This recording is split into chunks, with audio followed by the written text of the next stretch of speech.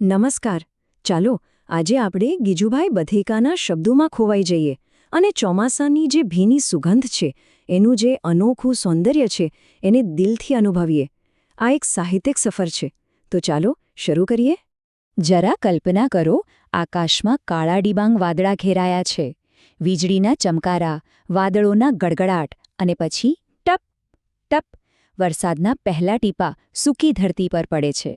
અને પેલી જે માટીની મીઠી સુગંધ આવે છે ને, આહા, બસ જોતામાં તો આખી ધરતીનો ચહેરો જ બદલાઈ જાય છે. તો આપણી આ સફરનો પહેલો પડાવ.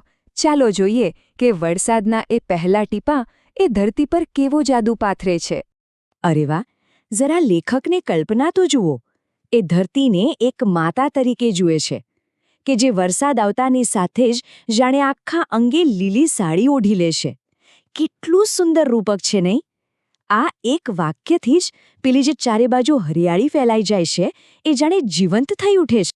ચોમાસું છે ને, એ ખાલી દ્રશ્યો નથી બદલતું, એ તો આખી દુનિયાના અવાજો પણ બદલી નાખે છે. રાત પડે ને પેલો દેડકાનો ડ્રાઉ ડ્રાઉ અને તમરાનો તીણો અવાજ સાંભળ્યું છે ક્યારે? એવું જ લાગે જાણે આખી પ્રકૃતિ ભેગી મળીને વરસાદના સ્વાગતમાં સંગીત વગાડી રહી હોય. સારું, હવે અહીંથી લેખક આપણને બધાને એક સીધું આમંત્રણ આપી રહ્યા છે. એ કહે છે, બહુ થયું ઘરમાં બેઠા, હવે બહાર નીકળો અને પ્રકૃતિની પાઠશાળાના વિદ્યાર્થી બની જાઓ. આ શબ્દોમાં કેટલી બધી ઊર્જા છે, જુઓ તો. ગીજુભાઈ જાણે આપણો હાથ પકડીને કહી રહ્યા છે કે બધી ચિંતાઓ છોડો અને ચાલો બહાર નીકળી પડો. ફરવા, રખડવા, રમવા, બસ પ્રકૃતિને દિલથી માણીએ. અને પ્રકૃતિના વિદ્યાર્થી બનવા માટે કોઈ મોટી ચોપડીઓની જરૂર નથી. લેખક તો આપણને નાની નાની પ્રવૃત્તિઓનું લિસ્ટ આપે છે. શું કરવાનું છે? તો જુઓ, વરસાદના પાણીમાંથી નાની નાની નદીઓ બનાવો. જુઓ કે નાના ખાબોચિયા અને તળાવડા કેવી રીતે ભરાય છે. પેલી ભેંસોને જુઓ કેવી મસ્તીથી ધોધમાર વરસાદમાં નાય છે.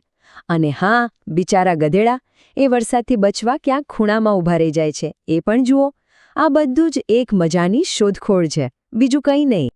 ચોમાસું એકલું નથી આવતું હો, એ પોતાની સાથે કેટલાય નવા મહેમાનોને પણ લેતું આવે છે.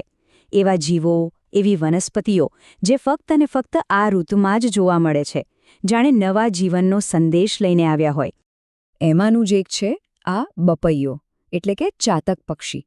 એનો પીયું પીયું એવો મીઠો અવાજ આવે ને એટલે સમજી જ જવાનું કે ચોમાસું બસ હવે બારણે જ ઊભું છે.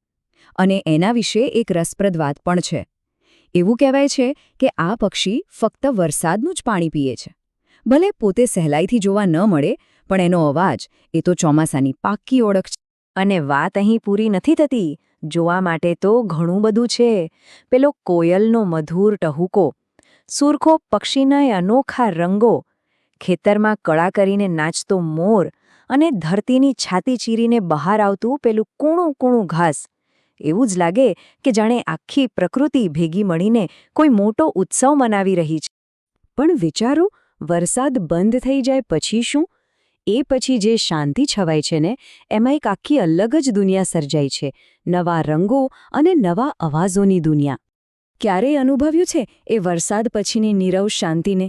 એ શાંતિમાં કાન સરવા કરશો ને તો નાના મોટા ઝરણાનો ખડખડ ખડખડ અવાજ સંભળાશે.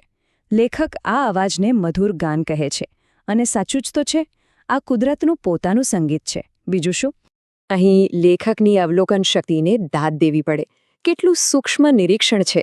એ કહે છે કે અમુક ઝાડ તો વરસાદમાં જાણે ખુશીથી ઝૂમી રહ્યા હોય, નાચી રહ્યા હોય એવું લાગે. તો બીજી બાજુ અમુક ઝાડ બિચારા ડરી ગયા હોય એમ એકદમ સ્થિર ઊભા રહે, જાણે ઝાડને પણ લાગણીઓ હોય, વ્યક્તિત્વ હોય. ખરું ને? અને હવે આપણે આખી સફરના સૌથી ભવ્ય, સૌથી સુંદર મુકામ પર પહોંચી ગયા છીએ. એ મુકામ છે મેઘધનુષ્યનું અદ્ભુત દ્રશ્ય. ચાલો અનુભવીએ કે લેખક આ જાદુને પોતાના શબ્દોમાં કેવી રીતે વર્ણવે છે. લેખક બસ એક સીધો સાદો સવાલ પૂછે છે, પણ એ કેટલો ગહન છે કે જ્યારે આકાશમાં મેઘધનુષ્ય ખેંચાયું હોય ત્યારે? એનો જવાબ પણ એમના જ શબ્દોમાં છે. એ કોઈ સામાન્ય દ્રશ્ય નથી, એ એક સાચો ચમત્કાર છે, સૌંદર્યનું દિવ્ય દર્શન છે, અને એ તો આનંદનો મહોત્સવ છે. શું શબ્દો છે! જાણે મેઘધનુષ્યનું આખું દૃશ્ય આપણી આંખો સામે જીવંત થઈ ગયું. એટલે જ લેખક કહે છે કે મેઘધનુષ્યને ખાલી જોયા ના કરો, એને તો અનુભવો. એને જોઈને કૂદો, નાચો અને એ રંગોના ભવ્ય પ્રદર્શનની ઉજવણી કરો, કારણ કે એ એક શુદ્ધ, નિર્ભેળ આનંદની ક્ષણ છે. અને અંતે ગીજુભાઈનો આ સૌથી શક્તિશાળી સંદેશ. એ કહે છે, નિશાળના બારણા ખુલ્લા મૂકો ને કુદરતને ખોળે ખેલવા નીકળો. આ માત્ર એક વાક્ય નથી, આ એક વિચાર છે. એ આપણને સૌને એક મોટો સવાલ પૂછી રહ્યા છે. શું આ પ્રકૃતિ પોતે જ સૌથી મોટી પાઠશાળા નથી? બસ આ જ સવાલ સાથે આપણી આ ચોમાસાની સફર અહીં પૂરી થાય છે, પણ વિચારવાનું શરૂ થાય છે.